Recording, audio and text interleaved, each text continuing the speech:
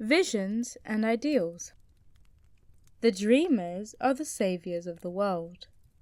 As the visible world is sustained by the invisible, so men, through all their trials and sins and sordid vocations, are nourished by the beautiful visions of their solitary dreamers. Humanity cannot forget its dreamers. It cannot let their ideals fade and die. It lives in them. It knows them as the realities which it shall one day see and know. Composer, sculptor, painter, poet, prophet, sage, these are the makers of the afterworld, the architects of heaven. The world is beautiful because they have lived. Without them, labouring humanity would perish. He who cherishes a beautiful vision, a lofty ideal in his heart, will one day realize it. Columbus cherished a vision of another world, and he discovered it. Copernicus fostered the vision of a multiplicity of worlds and a wider universe, and he revealed it. Buddha beheld the vision of a spiritual world, of stainless beauty and perfect peace, and he entered into it. Cherish your visions. Cherish your ideals. Cherish the music that stirs in your heart, the beauty that forms in your mind, the loveliness that drapes your purest thoughts. For out of them will grow all delightful conditions, all heavenly environment. Of these, if you remain but true to them, your world will at last be built. To desire is to obtain. To aspire is to achieve. Shall man's basest desires receive the fullest measure of gratification, and his purest aspirations starve for lack of sustenance? Such is not the law. Such a condition of things can never obtain, ask, and receive. Dream lofty dreams, and as you dream, so shall you become. Your vision is the promise of what you shall one day be. Your ideal is the prophecy of what you shall at last unveil. The greatest achievement was at first, and for a time, a dream. The oak sleeps in the acorn, the bird waits in the egg, and in the highest vision of the soul, a walking angel stirs. Dreams are the seedlings of realities. Your circumstances may be uncongenial, but they shall not long remain so if you but perceive an ideal and strive to it. You cannot travel within and stand still without.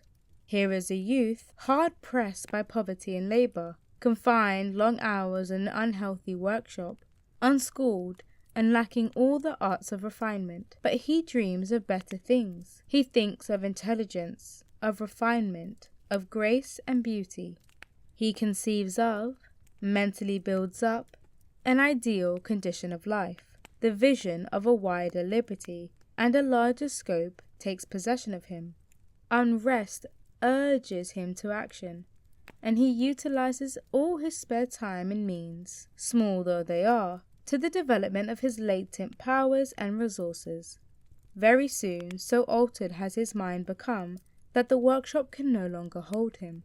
It has become so out of harmony with his mentality that it falls out of his life as a garment is cast aside, and, with the growth of opportunities which fit the scope of his expanding powers, he passes out of it forever. Years later, we see this youth as a full-grown man.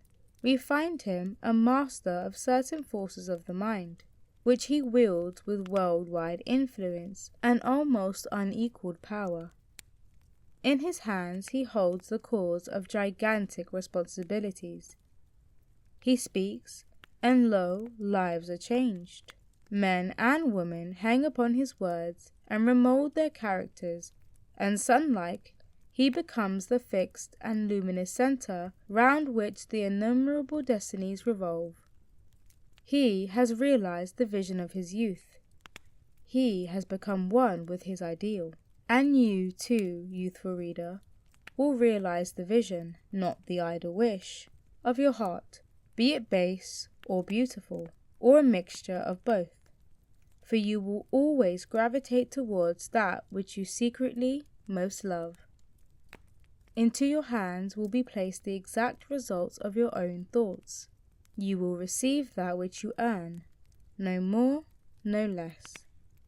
Whatever your present environment may be, you will fall, remain, or rise with your thoughts, your vision, your ideal. You will become as small as your controlling desire, as great as your dominant aspiration. In the beautiful words of Stanton Kirkham Davis, you may be keeping accounts, and presently you shall walk out of the door that for so long has seemed to you the barrier of your ideals, and shall find yourself before an audience, the pen still behind your ear, the ink stains on your fingers, and then and there shall pour out the torrent of your inspiration. You may be driving sheep, and you shall wander to the city, bucolic and open-mouthed, shall wander under the intrepid guidance of the Spirit into the studio of the Master. And after a time he shall say, I have nothing more to teach you. And now you have become the Master, who did so recently dream of great things while driving sheep. You shall lay down the saw and the plane to take upon yourself the regeneration of the world. The thoughtless, the ignorant, and the indolent, seeing only the apparent effects of things and not the things themselves, talk of luck, of fortune, and chance. Seeing a man grow rich, they say, how lucky he is. Observing another become intellectual, they exclaim, how highly favoured he is. And noting the saintly character and wide influence of another, they remark, how chance aids him at every turn. They do not see the trials and failures and struggles which these men have voluntarily encountered in order to gain their experience, have no knowledge of the sacrifices they have made, of the undaunted efforts they have put forth, of the faith they have exercised, that they might overcome the apparently insurmountable and realize the vision of their heart. They do not know the darkness and the heartaches. They only see the light and joy, and call it luck. They do not see the long and arduous journey, but only behold the pleasant goal, and call it good fortune.